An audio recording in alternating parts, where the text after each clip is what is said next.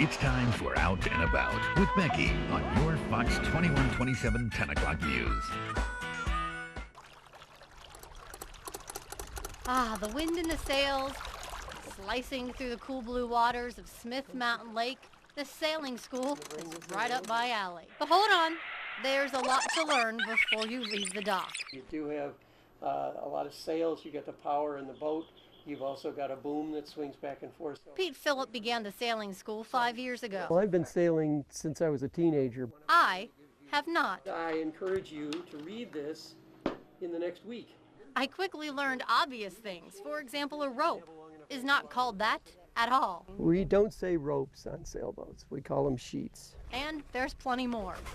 You have the main halyard. That's a ratchet block, but then also we have cam cleat here. We have two sizes of head sail. And finally, we have a spinnaker halyard out here. You can't just get in a sailboat and go, can you? And just when I thought I figured it out. We're gonna pull the cover off the jib and you're gonna hank on the jib. Hank who? And what's he doing with the jib? We want you to be able to learn the terminology so you're not saying pull on that line or pull on this line. And instead, if you give it the proper name, then people know exactly what they're supposed to be doing. Believe it or not, once we finally set sail, Push it away from you some. it all starts to become clear. Right now we're luffing. Yes. So what do we do to keep from luffing? Don't we need to turn this thing to the right more? We could do that. That's a perfect suggestion. Did you hear that? That's right. He said perfect. Oops. While those moments, though, don't come with great ease, I know it's not right, starboard. You're doing good. I actually got the huge sailboat moving through the water. That's good. Right there. Right there. Head back up. On a day there wasn't a lot of breeze. Hey, we found breeze. We found a breeze.